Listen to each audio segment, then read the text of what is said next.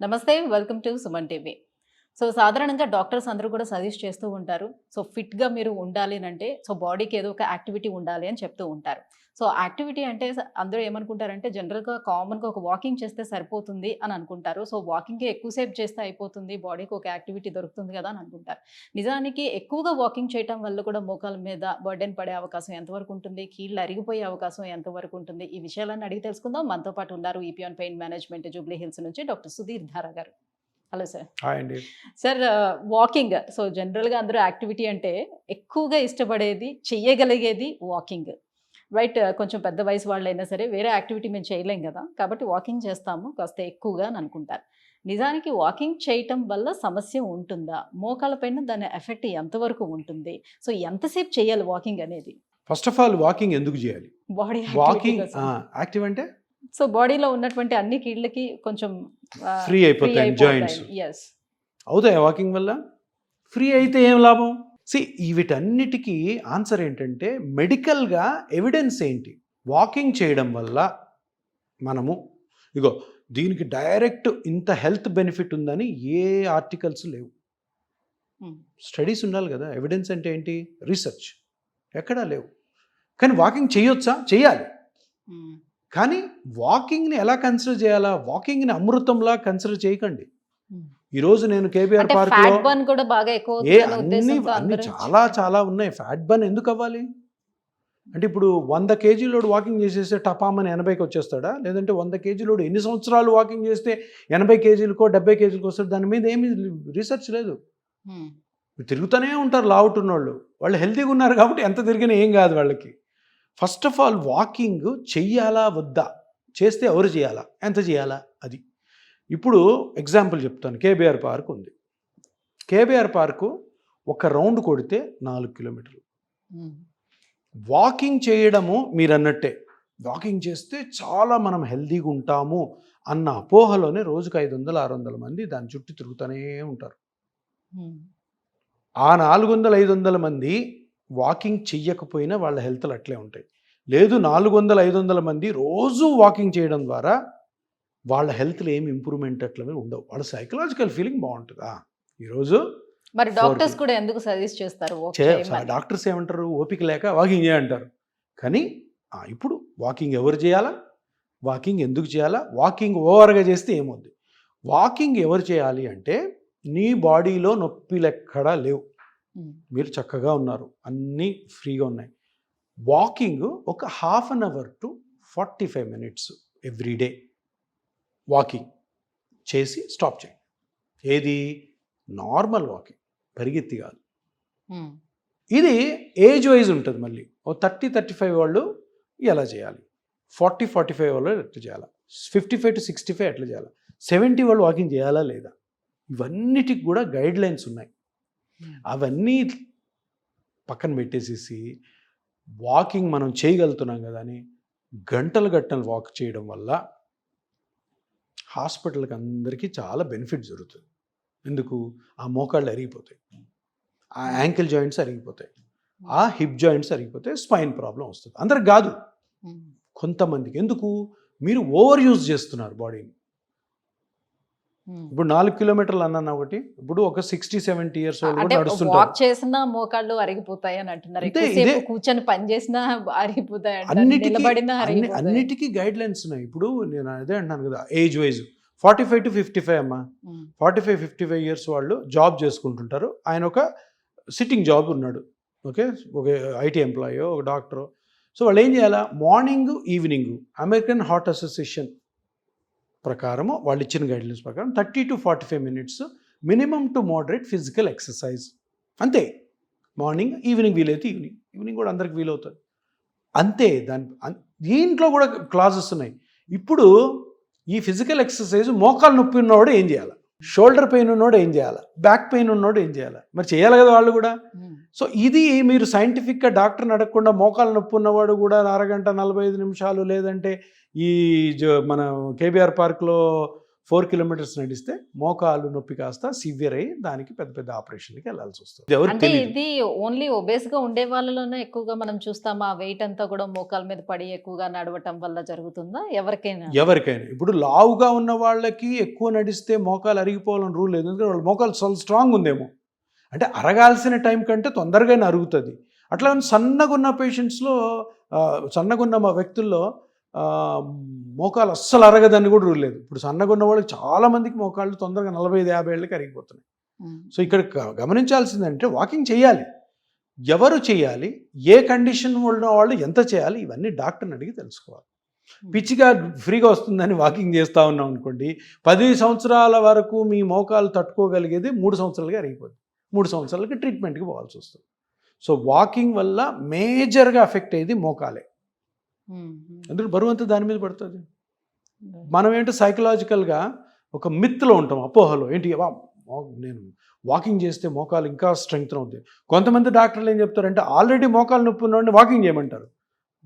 అది చాలా ఫూలిష్నెస్. ఇంకా పోతుంది. ఆల్రెడీ గుజ్జు జరిగి ఉంటుంది, ఆల్రెడీ లిగమెంట్ ప్రాబ్లం ఉంటుంది, దాని మీద ఇంకా ప్రెషర్ పెడుతున్నారు, మీరు వాక్ చేసి పోతుంది. సో వాకింగ్ ఒక్కటే ఎక్సర్సైజ్ కాదు, వాకింగే అన్ని రోగాలకి మాత్ర కాదు, వాకింగ్ అమృతము కాదు. అది కూడా జాగ్రత్తగా ఏ మనిషి ఎంతసేపు చేయాలని డాక్టర్ని కనుక్కొని చేస్తే మంచిది.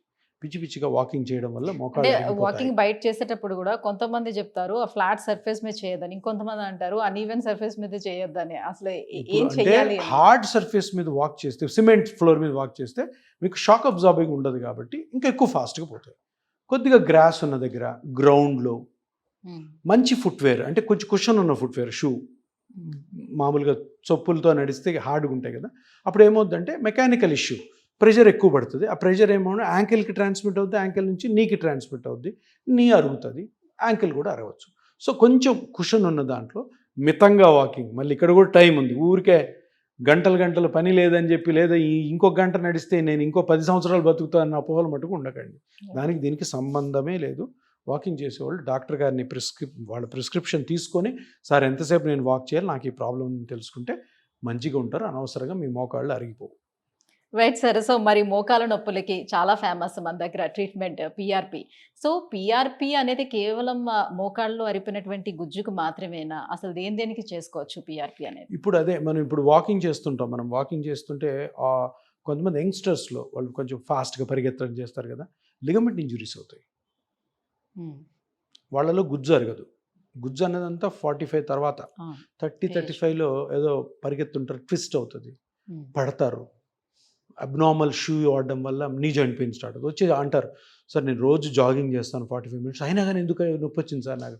దానివల్ల వచ్చింది, ఏదో అబ్నార్మల్ ట్విస్టింగ్ జరిగింది, అబ్నార్మల్ ప్రాబ్లం జరిగి ఉంటుంది. సో మోస్ట్లీ అటువంటి యంగ్స్టర్స్లో it is because of ligaments. ACL అని ఉంటుంది, యాంటీరియర్ క్రూషియేట్ లిగమెంట్. మెనిస్కస్ అని ఉంటుంది, ఆ 2 బోన్స్ మధ్యలో ఉన్న ఒక కుషన్. కొలెటరల్ లిగమెంట్స్ అని సైడ్లో ఉంటాయి. ఇవి ఏమైనా డ్యామేజ్ అయినా కూడాను పెయిన్ వస్తుంది. సో అందుకని నేను అంటాను, ఎప్పుడైనా మోకాలు నొప్పి వచ్చినప్పుడు ఫస్ట్ స్కానింగ్ చేసుకోవాలి, ఎక్స్రే కాదు. ఎక్స్రేలో ఏం తెలుస్తుంది? బోన్లో ఏమైనా ప్రాబ్లం ఉంటే తెలుస్తుంది, లిగమెంట్లో ప్రాబ్లం ఉంటే మళ్ళీ పెద్ద ఎంఆర్ఐకి పోవాలి, అవసరం లేదు. అల్ట్రాసౌండ్, మస్కులోస్కెలిటల్ డైనమిక్ స్కాన్ అని ఉంటుంది, సింపుల్, 10-15 మినిట్స్లో అయిపోతుంది. అది చేసుకుంటే మనకి ఎక్కడ ప్రాబ్లం ఉంది, ఎందువల్ల పెయిన్ వస్తుంది ఇమీడియట్గా 10-15 మినిట్స్ తెలుస్తుంది. సో ఈ లిగమెంట్ ఇంజురీస్ కూడాను one of the best treatments is PRP. ఆ లిగమెంట్ని ఐడెంటిఫై చేయాలా, ఆ లిగమెంట్లో క్రాక్ ఎంత ఉందో చూడాలా, దాన్ని మెజర్ చేయాలా, ఆ క్రాక్ వల్లనే నొప్పి వస్తుందని నిర్ధారణ చేసుకోవాలి. అక్కడ చిన్న ఇంజెక్షన్తో పిఆర్పి రిలీజ్ చేయడం ద్వారా అది హీల్ అవుతుంది. సో ఇది ప్రూవెన్ 30-40 years బ్యాక్. సో గుజ్జే కాకుండా, ఆస్టియోఆర్థరైటిస్ కాకుండా మోకాలకి ఈ వాకింగ్ల వల్ల, స్పోర్ట్స్ ఇంజరీస్ వల్ల, గేమ్స్ ఆడే వాళ్ళలో కూడా యంగ్ ఏజ్లో ఇటువంటి డ్యామేజ్ అవుతుంది. ఈ డ్యామేజ్ అన్నిటి కూడా పిఆర్పి మంచిగా పనిచేస్తుంది, రికవర్ చేస్తుంది, రీమోడల్ చేస్తుంది. వరల్డ్లో స్పోర్ట్స్ ఇంజరీస్ అయిన వాళ్ళలో మ్యాక్సిమం పెద్ద ప్లేయర్స్ అందరు పిఆర్పి తీసుకున్నారు. సచిన్ టెండూల్కర్ తొందరగా రికవర్ అవడానికి కూడా ఛాన్స్ ఉంటుంది. వాళ్ళు మళ్ళీ గ్రౌండ్లోకి వెళ్ళాలి కదా స్పోర్ట్స్. సచిన్ టెండూల్కర్ టెన్నిస్ ఎల్బోకి తీసుకున్నాడు, రఫెల్ నాడల్ మోకాలకు తీసుకున్నాడు, టైగర్ వుడ్స్ అని పెద్ద గోల్ఫ్ ప్లేయర్ ఉన్నాడు, ఆయన కూడా టెన్నిస్ ఎల్బోకి తీసుకున్నాడు. సో ఇట్లా అంటే స్పోర్ట్స్ ఇంజరీస్ ఇంక వాళ్ళే నెంబర్ 1 ప్లేయర్స్ కదా. సో ఇంకొకటి సౌత్ ఆఫ్రికాలో ఒక డాక్టర్ ఉన్నాడు, ఇప్పుడు వెళ్ళట్లేదు. ఇంతకుముందు జావగల్ శ్రీనాథ్, సౌరవ్ గంగూలీ, పెద్ద పెద్ద ఫాస్ట్ బౌలర్స్ షోల్డర్ ఇంజరీస్ తోటి మనకి పేపర్లో వచ్చేది. జావగల్ శ్రీనాథ్ షోల్డర్కి Shoulder. సర్జరీ చేయించుకున్నాడు సౌత్ ఆఫ్రికా. సర్జరీ కాదు, పిఆర్పి. ఓకే. వాళ్ళు అక్కడ పోయి చేయించుకుని చాలా ఫేమస్ డాక్టర్ ఆయన. అక్కడ ట్రైన్ అయిన డాక్టర్లు ఇప్పుడు ఇండియాలో ఉన్నారు చేసేవాళ్ళు, ఢిల్లీలో అట్లా. సో పిఆర్పి అంత ఫేమస్ అప్పటి నుంచి కూడా స్పోర్ట్స్ ఇంజరీస్కి. సో ఇప్పుడు పిఆర్పి ట్రీట్మెంట్ తీసుకున్న తర్వాత కూడా వాళ్ళకి మెడికేషన్ ఏమైనా సజెస్ట్ చేస్తారా? వాళ్ళు వేసుకోవాల్సిన నెసిటీ ఎంతవరకు చిన్న ఉంటుంది? చిన్న మెడికేషన్స్ ఉంటాయి, విటమిన్ లాంటివి అంతే.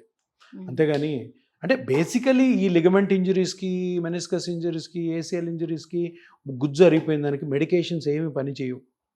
ఓకే. పని చేసినట్టు ఎక్కడా రుజువు లేదు. కాకపోతే కొంచెం కాండ్రో ప్రొటెక్టివ్ అని ఆ గుజ్జు, పెరిగిన గుజ్జుని కాపాడడం కోసం, పెయిన్ తగ్గడం కోసం మైల్డ్గా అనాలిసిక్స్ అవి పెడతాం తప్పితే ఆ ట్యాబ్లెట్స్ ఏవైతే వాడుతుండడం వల్ల మీకేదో మోకాలు సెట్ అయిపోతుంది, కంప్లీట్ రికవర్ అవుతుంది అని దశాబ్దాలు వాడుతుంటారు మందులు. చాలామంది వాడుతుంటారు. మ్మ్. నేను వచ్చే పేషెంట్ వచ్చి అడుగుతారు, సార్ 5 సంవత్సరాల నుంచి నొప్పి ఉంది సార్ అంటే, 5 సంవత్సరాలు ఎందుకు ఉందమ్మా నొప్పి? ట్రీట్మెంట్ తీసుకుంటూనే ఉన్నాను సార్. ఏం ట్రీట్మెంట్? ట్యాబ్లెట్లు. మ్మ్. ఏం చెప్పి ట్యాబ్లెట్లు ఇస్తారు? ఏదో లోపల గుజ్జు పెరిగిపోతుంది, నీకు తగ్గిపోతుంది. అస్సలు తగ్గ, ఎవరు నమ్మకండి. మ్మ్. మోకాల్లో నొప్పి వచ్చింది, ఆ నొప్పి 15 రోజుల కంటే ఎక్కువ ఉంటే మోకాల్లో ఏదో ఒక డ్యామేజ్ అయినట్టు, ఆ డ్యామేజ్ని స్కానింగ్ చేసి కనుక్కొని దాన్ని ట్రీట్ చేసుకో. అంతేగాని PRP ట్యాబ్లెట్ల చేసిన వల్ల తర్వాత- కానే కాదు. సో పిఆర్పి చేసిన తర్వాత ఫిజియోథెరపీ నెసిటీ ఎంతవరకు ఉంటుందో, అలాగే డైట్ కూడా ఏమైనా సజెస్ట్ చేస్తారా? ఎస్, ఫిజియోథెరపీ చాలా ఇంపార్టెంట్. ఫిజియోథెరపీ అంటే ఏదో ఫిజియోథెరపీ కాదు, ఎక్సర్సైజెస్. ఏం ఎక్సర్సైజెస్? ఇప్పుడు గుజ్జు అరిగిపోయింది సార్, మీరు పిఆర్పి చేశారు, గుజ్జు పెరిగింది. ఓకే, మరి ఎక్సర్సైజ్ ఎందుకు చేయాలా? ఆ పెరిగిన గుజ్జుని కాపాడుకోవాలా? ఎవరు కాపాడుతారు? పెరిగిన గుజ్జు మళ్ళీ తరగచ్చు కదా. ఎస్. ఎవరు కాపాడుతారు? చుట్టుపక్కల ఉన్న మజిల్స్ కాపాడుతాయి. ఆ మజిల్స్ని స్ట్రెంగ్తన్ చేసుకోవడానికి ఎక్సర్సైజెస్, దాన్నే ఫిజియోథెరపీ అంటారు. అందరూ ఏమనుకుంటారంటే ఫిజియోథెరపీ కూడా ఒక ట్రీట్మెంట్ అనుకుంటారు. కాదు, ఇది స్ట్రెంగ్తనింగ్. గుజ్జు ఏమో పెరిగింది పిఆర్పి వల్ల, కుషనింగ్ ఎఫెక్ట్ స్టార్ట్ అయింది, మళ్ళీ గుజ్జు అరిపోవచ్చు కదా మనం చేసే పనులు. దాన్ని ప్రొటెక్ట్ చేసుకోవాలేంటి? నీ చుట్టుపక్కల ఉన్న మజిల్స్, లిగమెంట్స్ స్ట్రెంగ్తన్ అవ్వాలి. దానికోసం ఫిజియోథెరపీ. దానికి ట్రీట్మెంట్కి అనుగుణంగా, మీకు జరిగిన బెనిఫిట్కి అనుగుణంగా, మీరు చేసే పనులకు అనుగుణంగా ఎక్సర్సైజ్ ఉంటాయి. ఆ పిచ్చి పిచ్చి అన్ని ఎక్సర్సైజ్ యూట్యూబ్లో చూసి ఈ ఎక్సర్సైజ్ అందరికీ అనుకోకండి. ఇంకొకటి చెప్తున్నాను, చాలా ఇంపార్టెంట్. మీకు గుజ్జు అరిగిపోయినా, లిగమెంట్ ఇంజురీ అయినా, మెనిస్కస్ ఇంజురీ అయినా, మజిల్ ప్రాబ్లం అయినా, ట్రీట్మెంట్ చేసుకోకుండా ఫిజియోథెరపీ స్టార్ట్ చేయొద్దు. ఎందుకంటే అక్కడ చిరిగిపోయినది కానీ, దెబ్బతిన్నది కానీ, తరిగిపోయిన కార్టిలేజు ఇంకా డ్యామేజ్ అయ్యే ఛాన్స్ ఉంటాయి. ఫస్ట్ ఆఫ్ ఆల్ స్కాన్ చేసి కనుక్కొని దాన్ని రికవర్ చేసుకొని సింపుల్గా తర్వాత ఫిజియోథెరపీ చేసుకోవాలి. ముందే ఫిజియోథెరపీ చేశారనుకో, చిరిగిపోయిన చొక్కా ఉందా, పట్టుకొని లాగితే ఏమవుద్ది, మొత్తం చిరిగిపోతుంది. సో అందుకని first correction, then strength. Right, thank you sir, thank you so much. So viewers చూస్తున్నారు కదా, సో వాకింగ్ అనేది మనకి నెసిటీ ఉంది, బట్ అది ఎంత మోతాదులో చేయాలో అంత మాత్రమే చేసుకోవాలి. సో ఎక్కువగా మనం ఏం మిస్టేక్స్ చేస్తున్నాం, మన మోకాలు అరిగిపోవడానికి ఎలాంటి మిస్టేక్స్ చేస్తున్నామో అది మనం ముందు గ్రహించాలి. సో మీలో ఎవరైనా మోకాల నొప్పులతో సఫర్ అవుతూ ఉంటే కింద స్క్రోల్ అవుతున్నటువంటి నెంబర్లకి కాల్ చేయండి. ఈపీ ఆన్ పెయిన్ మేనేజ్మెంట్ని ఒకసారి అప్రోచ్ అవ్వండి. సో నాన్ సర్జికల్ ట్రీట్మెంట్స్ని ఒకసారి ట్రై చేసి చూసినట్లయితే సర్జికల్ వరకు వెళ్ళాల్సిన నెసిటీ అయితే ఉండదు. Thank you.